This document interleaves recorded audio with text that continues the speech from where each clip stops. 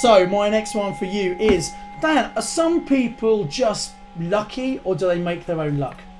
I think there is luck. I think there is luck, but I don't think it's a roll of the dice. I think it's if you're looking, you'll be lucky. I think if you're consistently banging that door, eventually it'll open, and it might not be the same door. You know, kissing frogs, like the Property Entrepreneur campaign. If you looked at how many, because it was new, you know, we set out with that campaign, 12-week campaign, whatever, and it was based on the experience of the previous years where we just opened the doors for 5 years. It filled, there was still work, but it filled reasonably quickly. We went into it this year, did the same, and nobody came through, and then nobody came through again, and we were like, this is completely, you know, what's working? So we had to get more strategic. Tried that, it didn't work. Went and seeked counsel from everybody that I know, top of their game in the marketing space. Like, what advice would you have? And two of my mentors said, this is not going to work. They said, you've left it too late, the price point is too high, 60 people are 10 grand ahead. You know, that's a premium price point from an audience that we'd already fished dry previously. They both said it wouldn't work, and obviously then I walked out both those meetings and was like, red rag to a bull, right? I was like, well, obviously now I don't. Now that the idea of folding it up is not even on the table now. The gauntlet's gone down. Exactly. Yeah. And then we did the first flash sale for the accelerator, and it sold out in 4 minutes. Yeah. That was, people might say, well, that was lucky because it was a new thing. Nobody's ever done it before. We've never tried it. It was lucky that it worked, but it was actually lucky. It actually worked because we'd done all those other things. Yes, you built a lot of relationship. You've given loads of value to people. You know, you got a great name in the industry. Obviously, we've endorsed you massively, and you know, a lot of our people who've done Mastermind, property entrepreneurs and right for everyone, depending on where they're on the business. But a lot of them, it's the logical next step, isn't it? Without a doubt, and it's so flawless. Like, I was looking at. The methodology is flawless, and the more people who do it every year, the more case studies we get, things like that. With regards to the lucky thing, I think I was just thinking in my head, it's like playing Russian roulette. It's like you've got the bullet in there, obviously lucky, let's just say we're finding the bullet rather than dodging the bullet. If you click that trigger enough time, you'll find the bullet, you know, you'll make the shot. Yeah. And it is just a case of going through the motions. I think lucky is more than that. Equally, I went to see a fortune teller. I'm like well into fortune telling, clairvoyance, spiritualism. This one was in a box that cost me £1 at a fairground. Put it in. In fact, I might even have it in my pocket.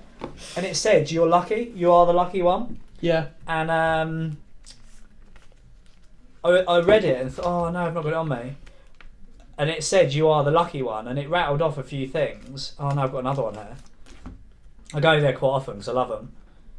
That was a bad venture. These things are just amazing, but. It said you are the lucky one, like, and some of my friends call me Midas because they're like, everything you touch turns to gold.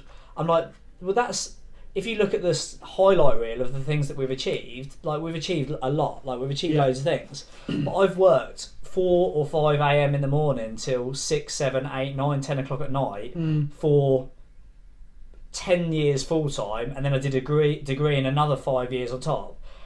You would be very disappointed if you'd spent 15 hours a day for 10 years and not achieve something. And you've had some things that haven't worked, just like I've had something that haven't worked, right? Yeah. What do you think about failure? So I had a conversation with someone the other day about failure. They said, you don't seem to have actually had any failures. Like, what failures have you had? What's your view on failures? Because I had quite an explicit view on it. So I think failure can be good in that they often say fail fast. Yeah. You know, so fail forward as well. Fail forward, yeah. So you learn from the experience, and actually, especially if you're quite young, you can afford to fail, and it doesn't have that much of a catastrophic thing. You can fail quite badly. How do you feel about failure when it happens? When something goes wrong, like a deal goes wrong or a joint venture goes wrong, and you have that challenge. I'm not even going to call it failure because I'll share my view in a minute. But how do you feel when the shit hits the fan? Well, it happens, and I'm much better at dealing with it now, and I recognise when it's happened. I don't believe things happen for a reason. I try and take the learning from it, try and take the positive from it, and that's not always easy in the heat at the moment. And then say, okay, well, you know, what can we do here? Is it complete failure? Can something be resolved? Can it be fixed, turned around? Sometimes things can, sometimes they can't. On the logic to emotion pendulum or spectrum, where do you currently sit? Where with your knee jerk? Someone comes into the office, just to let you know, this deal's gone tits up. I still have emotion, don't get me wrong. And I might have that and experience that emotion, but then very quickly I'm trying to calm myself down and work out what to do. Yeah. So somebody asked me about failures, and I genuinely thought, like, and this is my honest, like, I'm not trying to sort of sugarcoat it. My honest view is that I don't really feel like I've ever had a failure, because they've been, like, it's not failure, it's feedback, and they've been like learning experiences. So sorry, challenge. I forgot to start the timer. Excellent. We had about 5 minutes, I reckon. Cool. We'll take it down to another 5 show. Is that I don't actually, even when they happen in the. I remember when I was a young entrepreneur, I took everything personally, highly strung, hugely emotional. The world's ending if something goes wrong. Yeah. Nowadays, I'm far more logical and like level-headed. I think I make better decisions on the way in, which means that when something goes wrong, it's more about the fact it was unforeseeable than it was my mistake. So that makes it easier because everyone understands that things go wrong. And I think my approach to it is just very logical. When a site goes over budget, or there's an issue with X, Y, Z, or whatever's happening, I just approach it with logic, and I just think it's par for the course. And I think one thing that helps with failure is when you can take money off the table. Like I'm at a position now where when you look at the difference between wealth and relative wealth, I'm hugely relatively wealthy because my outgoings are very modest, my costs of living are very low.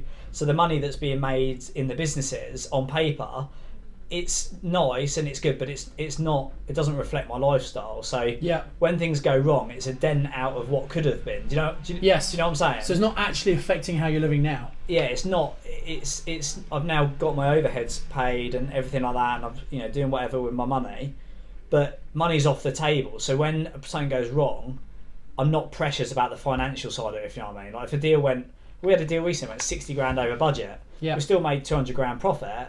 And my view on it was like, well, we still made 200 grand profit. Whereas my business partner's view was like, yeah, but we lost 60 grand that could have gone to the bottom line. Yeah. And I was content that the problem was unavoidable and it was just par for the course. But I wasn't as. So I wouldn't personally see that as a failure. No, you made 200 grand. That's a great result. Yeah, it's not as good as it could have been, but that's definitely not a failure in my book. No, and I think that's my thing with failure is. And you can only fail if you think about this. You can only fail if you agree to give up. Yeah, that is actually true. You can only physically fail if you agree. I think that happens in property a lot. I think people might learn some strategy, whatever, and they try it, and they may not actually try it correctly. They dabble with it, and they don't get the results of it, and they give up too soon. And actually, if they kept going, they would get better results. And I think so. Adam and I did an interview recently, and one of the things in there, the footnotes to that as well, is you have to be on the right track, don't you? Oh yeah, exactly. If you're driving that steam train, like you can only fail if you agree to give up, but it's got to be on the right track. Yeah. So that's where having an environment, having coaches, etc., can keep you on track. If you're trying to do stuff in isolation, how do you know if you're actually going the right way? You might be going 100 miles an hour, but in the wrong direction. Yeah, and don't try and catch a falling knife. If something's going tits up and it's on its way out regardless, don't try and catch a falling knife. Don't waste your time. No, exactly. Yeah. It's What question were we on for that one? I think are you some people are lucky, or do they make lucky. their own luck? Yeah. So I think I am lucky, but it's because I put so much in the luck funnel that the little golden nuggets fall out the bottom. What about you? I think I'm lucky, absolutely, and I think also it's your belief: are you lucky or not lucky? If you think you're never lucky, you're never going to be lucky. If you think you're lucky, you're going to be lucky. Yeah, law of attraction. You're a big believer in that. Yeah, without that. Here's one for you. Do you think you've been here before? I certainly have deja vus sometimes. And you're high frequency. With a high frequency thinker, we're very intuitive, so we only need a small piece of information, and we can. Do you ever listen to yourself speak and think, how on earth did I know that? I believe that there is a higher universe, higher intelligence we can connect to. Which whole different topic. Go do some DMT or some ayahuasca. Or ayahuasca, give that a crack. I think there definitely is. I've actually been in a business group, and quite a lot of people in that have done ayahuasca. It's definitely I've never tried. I've never done any drugs at all. Well, I'm scared of the concept of doing it because it's so out of body. But it's definitely on my list of considerations to try. Yeah. It's on my consideration list. We're doing Morzine. We're doing Morzine in January. Apparently, they're trying to legalise it in lots of places you can go to. I would want to do it in a controlled environment Go and where see someone you've what got are they doctors called? who are The, actually shaman, whatever it is, shaman, who's actually taking you, who knows what they're doing, taking you through it properly. Yeah. I might be interested in that. Rather than doing the hot tub. Yeah. A friend of mine did ayahuasca recently, and he had a really amazing 8-hour trip. So Right. he drank it, and it's like an 8 to 15-hour trip. Right. He had an amazing one. He said it was life changing. He's a very, he doesn't eat meat. He's very clean. He's like, he's one of the highest level professionals that I know. Right. And he tried it because it's it's interesting to understand what know what we don't know. But his friend who went and did it had a really bad trip, and for 8 hours just cried in a tent in the woods. God. So it's like, but at least DMT is more like a 15-minute hit. So I think you smoke it, and then you go up to the higher level of frequency, and then you come back down into it. So to answer your question, I think I probably do believe in reincarnation. Get off the unclassified drugs. And we'll get back to lucky. Yeah, luck. So in summary, does luck exist, and are you lucky? Yeah, I think it does exist, but I think you make it as well. I think I am lucky because I put enough in the luck funnel. Yeah, stuff drops out.